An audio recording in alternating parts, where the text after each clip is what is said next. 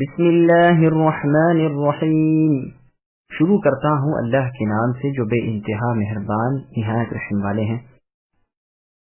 يسبح لله ما في السماوات وما في الأرض له الملك وله الحمد وهو على كل شيء قدير هو الذي خلقكم فمنكم كافر ومنكم مؤمن والله بما تعملون بصير خلق السماوات والأرض بالحق وصوركم فأحسن صوركم وإليه المصير يعلم ما في السماوات والأرض ويعلم ما تسرون وما تعلنون والله عليم بذات الصدور۔ آسمان و زمین کی ہر چیز اللہ کی پاکی بیان کرتی ہے۔ اللہ ہی کی سلطنت ہے اور اللہ ہی کی تعریف ہے اور وہ ہر چیز پر قادر ہے۔ اللہ ہی نے تمہیں اے انسانوں پیدا کیا ہے، سو تم میں بعض تو کافر ہیں اور بعض ایماندار ہیں۔ جو کچھ تم کر رہے ہو اللہ تعالیٰ خوب دیکھ رہے ہیں۔ اللہ ہی نے آسمانوں کو اور زمین کو عدل و حکمت سے پیدا کیا۔ اللہ ہی نے تمہاری صورتیں بنائی اور بہت اچھی بنائی اور اللہ ہی کی طرف تمہیں لوٹنا ہے۔ وہ آسمان و زمین کی ہر چیز کا علم رکھتے ہیں اور جو کچھ تم چھپاؤ جو ظاہر کرو وہ سب کو جانتے ہیں۔ اللہ تو دلوں کی باتوں تک کو جاننے والے ہیں۔ سامعین اب آیتوں کی تفسیر سماعت کیجیے۔ اللہ کی تسبیح۔ مسبحات کی صورتوں میں سب سے آخری صورت یہی ہے۔ مخلوقات کی تسبیح الہی کا بیان کئی دفعہ ہو چکا ہے۔ ملک و حمد والے اللہ ہی ہیں۔ ہر چیز پر اللہ ہی کی حکومت، ہر کام میں اور ہر چیز کا اندازہ مقرر کرنے میں وہ اللہ قابل تعریف، جس چیز کا ارادہ کر لیں اسے پورا کرنے کی قدرت۔ نہ کوئی اللہ کا مزاحم بن سکے، نہ اللہ کو کوئی روک سکے۔ وہ اگر نہ چاہے تو کچھ بھی نہ ہو۔ وہی تمام مخلوق کے خالق ہیں۔ اللہ کے ارادے سے بعض انسان کافر ہوئے، بعض مومن۔ وہ بخوبی جانتے ہیں کہ مستحق ہدایت کون ہے اور مستحق دلالت کون ہے۔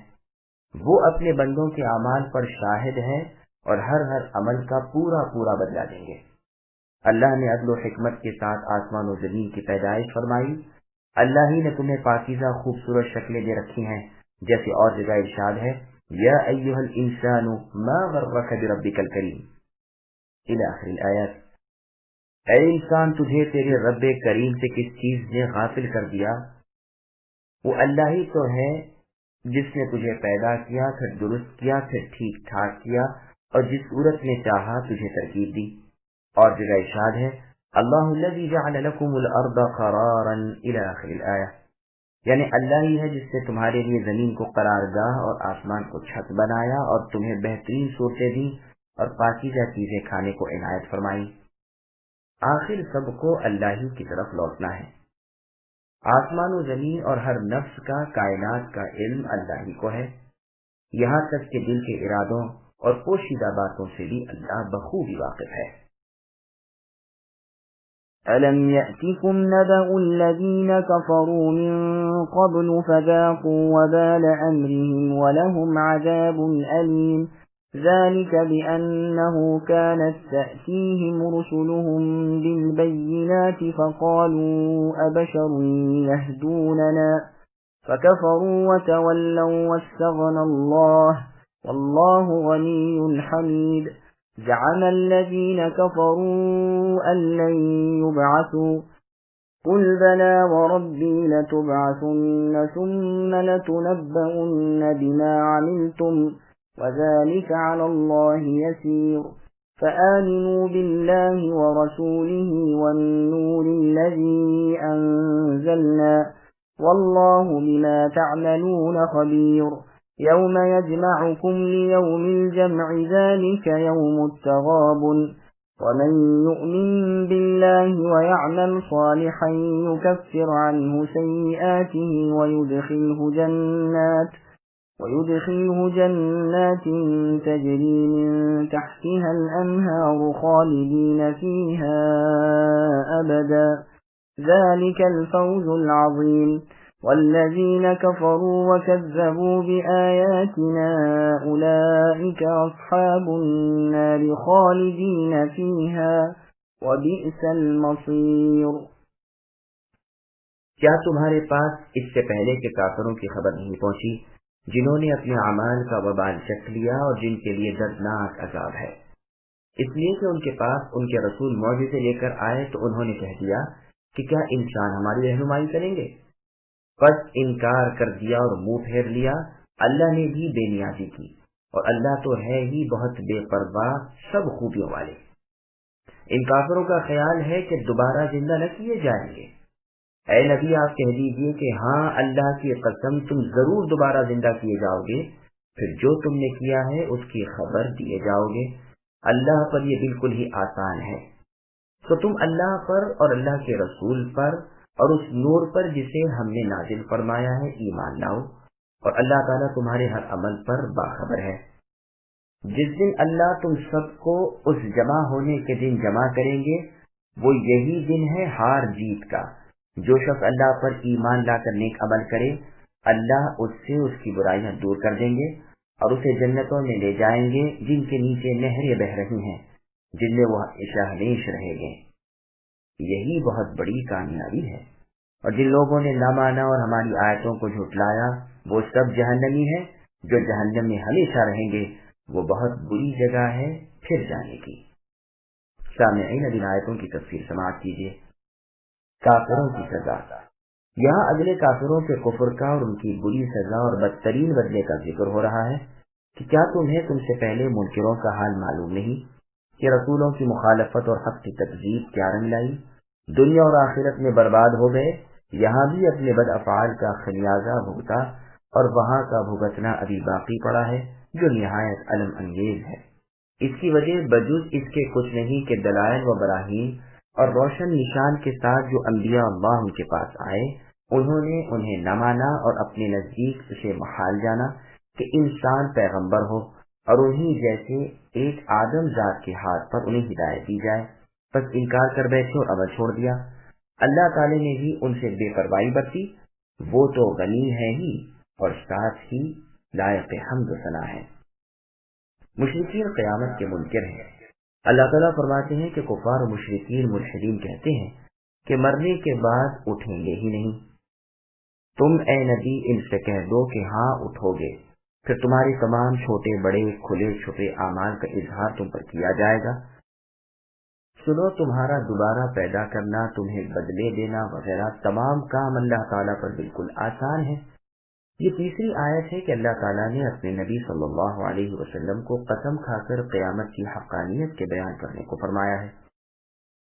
پہلی آیت تو سورہ یونس میں ہے، وَيَسْتَنْبِئُونَكَ أَحَقٌّ هُوَ قُلْ إِي وَرَبِّي إِنَّهُ لَحَقٌّ وَمَا أَنْتُمْ بِمُعْجِزِينَ، یعنی لوگ اے نبی آپ سے پوچھتے ہیں کہ کیا وہ حق ہے، یعنی قیامت کا دن، تو آپ کہہ دیجئے میرے رب کی قسم وہ حق ہے اور تم اللہ کو ہرا نہیں سکتے۔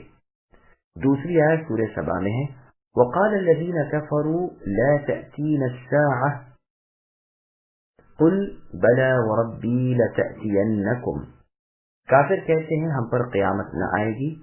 اے نبی آپ کہہ دیجئے کہ ہاں میرے رب کی قسم یقیناً اور بالضرور آئے گی۔ اور تیسری آیت یہی ہے۔ پھر ارشاد ہوتا ہے کہ اللہ پر، رسول پر، نور منزل یعنی قرآن کریم پر ایمان لاؤ، تمہارا کوئی خفیہ عمل بھی اللہ تعالیٰ پر پوشیدہ نہیں۔ قیامت والے دن اللہ تعالیٰ تم سب کو جمع کریں گے اور اسی لیے اس کا نام یوم الجمع ہے۔ جیسے اور جگہ ہے ذَلِكَ يَوْمٌ مَجْمُوعٌ لَهُ النَّاسُ وَذَلِكَ يَوْمٌ مَشْهُودٌ، یہ لوگوں کے جمع کیے جانے اور ان کے حاضر باش ہونے کا دن ہے۔ اور جگہ اللہ نے فرمایا قُلْ إِنَّ الْأَوَّلِينَ وَالْآخِرِينَ لَمَجْمُوعُونَ إِلَى مِيقَاتِ يَوْمٍ مَعْلُومٍ، یعنی قیامت والے دن تمام اولین اور آخرین جمع کیے جائیں گے۔ ابن عباس رضی اللہ عنہما فرماتے ہیں یوم التغابن قیامت کا ایک نام ہے۔ اس نام کی وجہ یہ ہے کہ اہل جنت اہل دوزخ کو نقصان میں ڈالیں گے۔ مجاہد رحمۃ اللہ علیہ فرماتے ہیں اس سے زیادہ تغابن کیا ہوگا کہ ان کے سامنے انہیں جنت میں اور ان کے سامنے انہیں جہنم میں لے جائیں۔ گویا اس کی تفسیر اس کے بعد والی آیت میں ہے کہ ایماندار نیک اعمال والے کہ گناہ معاف کر دیے جائیں گے، اور بہتی نہروں والی ہمیشگی کی جنت میں اسے داخل کیا جائے گا، اور پوری کامیابی کو پہنچ جائے گا، اور کفر و تکذیب کرنے والے جہنم کی آگ میں جائیں گے، جہاں پڑے جلتے بھلستے رہیں گے۔ بھلا اس سے برا ٹھکانہ اور کیا ہو سکتا ہے؟ ما أصاب من مصيبة إلا بإذن الله ومن يؤمن بالله يهد قلبه والله بكل شيء عليم وأطيعوا الله وأطيعوا الرسول فإن توليتم فإنما على رسولنا البلاغ المبين الله لا إله إلا هو وعلى الله فليتوكل المؤمنون۔ کوئی مصیبت بغیر اللہ کی اجازت کے نہیں پہنچ سکتی۔ جو اللہ پر ایمان لائے اللہ اس کے دل کو ہدایت دیتے ہیں، اور اللہ ہر چیز کو خوب جاننے والے ہیں۔ لوگوں اللہ کا کہنا مانو اور رسول صلی اللہ علیہ وسلم کا کہنا مانو، بس اگر اعراض کرو تو ہمارے رسول کے ذمے صرف صاف صاف پہنچا دینا ہے۔ اللہ کے سوا کوئی معبود برحق نہیں، مسلمانوں کو اللہ ہی پر بھروسہ رکھنا چاہیے۔ سامعین اب آیتوں کی تفصیل سماعت کیجیے۔ مصیبت بھی اللہ کی مشیت سے آتی ہے۔ سورہ حدید میں بھی یہ مضمون گزر چکا ہے کہ جو کچھ ہوتا ہے وہ اللہ کی اجازت اور اللہ کے حکم سے ہوتا ہے۔ اللہ کی قدر و مشیت بغیر کچھ بھی نہیں ہو سکتا۔ اب جس شخص کو کوئی تکلیف پہنچے وہ جان لے کہ اللہ تعالیٰ کی قضا و قدر سے مجھے تکلیف پہنچی، پھر صبر و سہار کرے اور اللہ کی مرضی پر ثابت قدم رہے اور ثواب کی اور بھلائی کی امید رکھے۔ اللہ تعالیٰ کے فیصلے سے خوش رہنے کے سوا لب نہ ہلائے تو اللہ تعالیٰ اس کے دل کی رہبری کرتے ہیں اور اسے بدلے کے طور پر ہدایت قلبی عطا فرماتے ہیں۔ یقین صادق کی چمک کو وہ دل میں دیکھتا ہے، اور بسا اوقات ایسا بھی ہوتا ہے کہ اس مصیبت کا بدلہ یا اس سے بھی بہتر دنیا میں ہی عطا فرما دیتے ہیں۔ ابن عباس رضی اللہ عنہما کا بیان ہے کہ اس کا ایمان مضبوط ہو جاتا ہے، اسے مصائب ڈھیلا نہیں کر سکتے۔ وہ جانتا ہے کہ جو پہنچا وہ خطا کرنے والا نہ تھا، اور جو نہ پہنچا وہ ملنے والا ہی نہ تھا۔ علقمہ رحمہ اللہ کے سامنے یہ آیت پڑھی جاتی ہے اور آپ سے اس کا مطلب دریافت کیا جاتا ہے تو فرماتے ہیں اس سے مراد وہ شخص ہے جو ہر مصیبت کے وقت اس بات کا عقیدہ رکھے کہ یہ اللہ تعالیٰ کی طرف سے ہے، پھر راضی خوشی اسے برداشت کرے۔ یہ بھی مطلب ہے کہ وہ انا للہ و انا الیہ راجعون پڑھ لے۔ متفق علیہ حدیث میں ہے کہ مؤمن پر تعجب ہے، ہر بات میں اس کی بہتری ہوتی ہے، ضرر و نقصان پر صبر و سہار کر کے، نفع اور بھلائی پر شکر و احسان مندی کر کے بہتری سمیٹ لیتا ہے۔ یہ دو طرفہ بھلائی مؤمن کے سوا کسی اور کے حصے میں نہیں۔ افضل عمل کا تذکرہ مسند احمد میں ہے کہ ایک شخص نے رسول اللہ صلی اللہ علیہ وسلم سے دریافت کیا کہ اے اللہ کے رسول، سب سے افضل عمل کون سا ہے؟ رسول اللہ نے فرمایا اللہ تعالیٰ پر ایمان لانا، اس کی تصدیق کرنی، اس کی راہ میں جہاد کرنا۔ اس نے کہا اے اللہ کے رسول، میں کوئی آسان کام چاہتا ہوں۔ رسول اللہ نے فرمایا جو فیصلہ قسمت کا تجھ پر جاری ہو تو اس میں اللہ تعالیٰ کا گلا شکوہ نہ کر، اللہ کی رضا پر راضی رہ، یہ اس سے ہلکا امر ہے۔ پھر اپنی اور اپنے رسول کی اطاعت کا اللہ تعالیٰ حکم دیتے ہیں کہ امور شرعی میں ان اطاعتوں سے سر منہ تجاوز نہ کرو، جس کا حکم ملے بجا لاؤ، جس سے روکا جائے رک جاؤ۔ اگر تم اس کے ماننے سے اعراض کرتے ہو تو ہمارے رسول صلی اللہ علیہ وسلم پر کوئی بوجھ نہیں، ان کے ذمہ صرف تبلیغ تھی جو وہ کر چکے، اب عمل نہ کرنے کی سزا تمہیں بھگتنی پڑے گی۔ پھر فرمان ہے کہ اللہ تعالیٰ واحد و صمد ہے، اللہ کے سوا کسی کی ذات کسی طرح کی عبادت کے لائق نہیں۔ یہ خبر معنی میں طلب کے ہے، یعنی اللہ تعالیٰ کی توحید مانو، اخلاص کے ساتھ صرف اللہ ہی کی عبادت کرو۔ پھر آگے اللہ فرماتے ہیں چونکہ توکل اور بھروسے کے لائق بھی اللہ تعالیٰ ہی ہے، تم اللہ ہی پر بھروسہ رکھو، جیسے اللہ تعالیٰ نے سورہ مزمل کی آیت نمبر 9 میں فرمایا رب المشرق والمغرب لا الہ الا هو فاتخذه وکیلا۔ مشرق و مغرب کے رب اللہ تعالیٰ ہی ہیں، معبود حقیقی بھی اللہ کے سوا کوئی نہیں۔ اے نبی آپ اللہ ہی کو اپنا کارساز بنا لیجئے۔ يا أيها الذين آمنوا إن من أزواجكم وأولادكم عدوا لكم فاحذروهم وَإِن تَعْفُوا وَتَصْفَحُوا وَتَغْفِرُوا فَإِنَّ اللَّهَ غَفُورٌ رَحِيمٌ إِنَّمَا أَمْوَالُكُمْ وَأَوْلَادُكُمْ فِتْنَةٌ وَاللَّهُ عِندَهُ أَجْرٌ عَظِيمٌ فَاتَّقُوا اللَّهَ مَا اسْتَطَعْتُمْ وَاسْمَعُوا وَأَطِيعُوا وَأَنفِقُوا خَيْرًا لِأَنفُسِكُمْ وَمَن يُوقَ شُحَّ نَفْسِهِ فَأُولَئِكَ هُمُ الْمُفْلِحُونَ إِن تُقْرِضُوا اللَّهَ قَرْضًا حَسَنًا يُضَاعِفْهُ لَكُمْ وَيَغْفِرْ لَكُمْ وَاللَّهُ شَكُورٌ حَلِيمٌ عَالِمُ الْغَيْبِ وَالشَّهَادَةِ الْعَزِيزُ الْحَكِيمُ۔ اے ایمان والو، تمہاری بعض بیویاں اور بعض بچے تمہارے دشمن ہیں، خبردار ان سے ہوشیار رہنا، اور اگر تم معاف کر دو اور درگزر کر جاؤ اور بخش دو تو اللہ تعالیٰ بخشنے والے مہربان ہیں۔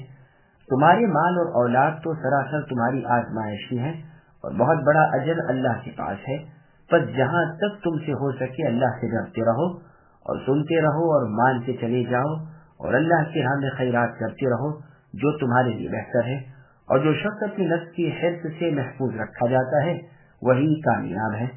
اگر تم اللہ کو اچھا قرض دو گے یعنی اللہ کی راہ میں خرچ کرو گے تو اللہ تعالیٰ اسے تمہارے لیے بڑھاتے جائیں گے اور تمہارے گناہ بھی معاف فرما دیں گے، اور اللہ تعالیٰ بڑے قدردان بڑے متبار ہیں۔ وہ پوشیدہ اور ظاہر کے جاننے والے ہیں، زبردست حکمت والے ہیں۔ سامعین ولایتوں کی تفسیر سماعت کیجیے۔ عورتوں اور بچوں کی تربیت۔ ارشاد ہوتا ہے کہ بعض عورتیں اپنے مردوں کو اور بعض اولادیں اپنے ماں باپ کو یاد الہی اور نیک عمل سے روکتی ہیں، جو در حقیقت دشمنی ہے، جس سے پہلے تنبیہ ہو چکی ہے کہ ایسا نہ ہو تمہارے مال اور تمہاری اولاد تمہیں یاد الہی سے غافل کر دیں، اگر ایسا ہو گیا تو تمہیں بڑا گھاٹا رہے گا۔ یہاں بھی اللہ تعالیٰ فرماتے ہیں کہ ان سے ہوشیار رہو، اپنے دین کی نگہبانی ان کی ضروریات اور فرمائشات کے پورا کرنے پر مقدم رکھو۔ بیوی بچوں اور مال کی خاطر انسان قطع رحمی کر گزرتا ہے، اللہ کی نافرمانی پر تل جاتا ہے، ان کی محبت میں پھنس کر احکام الہی کو پسے پشت ڈال دیتا ہے۔ ابن عباس رضی اللہ عنہما فرماتے ہیں، بعض اہل مکہ اسلام قبول کر چکے تھے مگر زن و فرزند کی محبت نے انہیں ہجرت سے روک دیا، پھر جب اسلام کا خوب افشا ہو گیا یعنی اسلام پھیل گیا تب یہ لوگ حاضر خدمت رسول صلی اللہ علیہ وسلم ہوئے، دیکھا کہ ان سے پہلے کے مہاجرین نے بہت کچھ علم دین حاصل کر لیا ہے، اب جی میں آیا کہ اپنے بال بچوں کو سزا دیں، جس پر یہ فرمان ہوا کہ ان تعفو یعنی اب درگزر کرو، آئندہ کے لیے ہوشیار رہو۔ اللہ تعالیٰ مال و اولاد دے کر انسان کو پرکھ لیتے ہیں کہ معصیت میں مبتلا ہونے والے کون ہیں اور اطاعت گزار کون ہیں۔ اللہ کے پاس جو اجر عظیم ہے تمہیں چاہیے اس پر نگاہیں رکھو، جیسے اللہ تعالیٰ نے سورہ آل عمران کی آیت نمبر 14 میں فرمایا زُيِّنَ لِلنَّاسِ حُبُّ الشَّهَوَاتِ مِنَ النِّسَاءِ الآیہ، یعنی بطور آزمائش کے لوگوں کے لیے دنیاوی خواہشات یعنی بیویوں اور اولاد اور سونے چاندی کے بڑے بڑے لگے ہوئے ڈھیر اور شائستہ گھوڑوں اور مویشی اور کھیتی کی محبت کو زینت دی گئی ہے، مگر یہ سب دنیا کی چند روزہ زندگی کا سامان ہے، اور ہمیشگی والا اچھا ٹھکانہ تو اللہ ہی کے پاس ہے۔ چنانچہ مسند احمد میں ہے کہ ایک مرتبہ رسول اللہ صلی اللہ علیہ وسلم خطبہ فرما رہے تھے کہ حسن و حسین آپ کے دونوں نواسے رضی اللہ عنہما لمبے لمبے کرتے پہنے آ گئے، دونوں بچے کرتوں سے الجھ الجھ کر گرتے پڑتے آ رہے تھے، یہ کرتے سرخ رنگ کے تھے۔ رسول اللہ کی نظریں جب ان پر پڑی تو ممبر سے اتر کر انہیں اٹھا کر لائے اور اپنے سامنے بٹھا لیا، پھر فرمانے لگی اللہ تعالیٰ سچے ہیں اور اللہ کے رسول نے سچ فرمایا ہے کہ تمہارے مال و اولاد فتنہ ہے۔ ان دونوں کو گرتے پڑتے آتے دیکھ کر صبر نہ آ سکا، آخر خطبہ چھوڑ کر انہیں اٹھانا پڑا۔ پھر آگے اللہ فرماتے ہیں اپنے مقدور بھر اللہ کا خوف رکھو، اللہ کے عذابوں سے بچاؤ مہیا کرو۔ بخاری اور مسلم میں ہے جو حکم میں تمہیں کروں اسے اپنا مقدور بھر بجا لاؤ، جسے میں روک دوں رک جاؤ۔ بعض مفسرین کا فرمان ہے کہ سورہ آل عمران کی آیت یا ایھا الذین آمنوا اتقوا اللہ حق تقاتہ کی ناسخ یہ آیت ہے، یعنی پہلے فرمایا تھا اللہ تعالیٰ سے اس قدر ڈرو جتنا کہ اللہ سے ڈرنا چاہیے، لیکن اب فرما دیا کہ اپنی طاقت کے مطابق۔ چنانچہ سعید بن جبیر رحمہ اللہ فرماتے ہیں پہلی آیت لوگوں پر بڑی بھاری پڑی تھی، اس قدر لمبے قیام کرتے تھے کہ پیروں پر برم آ جایا کرتے تھے، اور اتنے لمبے سجدے کرتے تھے کہ پیشانیاں زخمی ہو جاتی تھیں، پس اللہ تعالیٰ نے یہ دوسری آیت اتار کر تخفیف کر دی۔ اور بھی بعض مفسرین نے یہی فرمایا ہے اور پہلی آیت کو منسوخ اور اس دوسری آیت کو ناسخ بتلایا ہے۔ پھر آگے اللہ فرماتے ہیں اللہ اور اس کے رسول محمد صلی اللہ علیہ وسلم کے فرما بردار بن جاؤ، ان کے فرمان سے 1 انچ ادھر ادھر نہ ہٹو، نہ آگے بڑھو نہ پیچھے سرکو، نہ امر کو چھوڑو نہ نہیں کا خلاف کرو، یعنی جو کہیں کرو اور جس سے روک دیں رک جاؤ۔ جو اللہ نے تمہیں دے رکھا ہے اس میں سے رشتہ داروں کو، فقیروں کو، مسکینوں کو اور حاجت مندوں کو دیتے رہو۔ اللہ نے تم پر احسان کیا ہے، تم دوسری مخلوق پر احسان کرو تاکہ اس جہان میں بھی اللہ کے احسان کے مستحق بن جاؤ، اور اگر یہ نہ کیا تو دونوں جہان کی بربادی اپنے ہاتھوں آپ مول لو گے۔ آیت وَمَن یوقع کی تفسیر سورہ حشر کی اس آیت میں گزر چکی ہے۔ جب تم کوئی چیز اللہ کی راہ میں دو گے اللہ تعالیٰ اس کو بدلا دیں گے، ہر صدقے کی جزا عطا فرمائیں گے۔ تمہارا مسکینوں کے ساتھ سلوک کرنا گویا اللہ کو قرض دینا ہے۔ بخاری مسلم کی حدیث میں ہے کہ اللہ تعالیٰ فرماتے ہیں کون ہے جو ایسے کو قرض دے جو نہ ظالم ہے نہ مفلس نہ ناجہنہ۔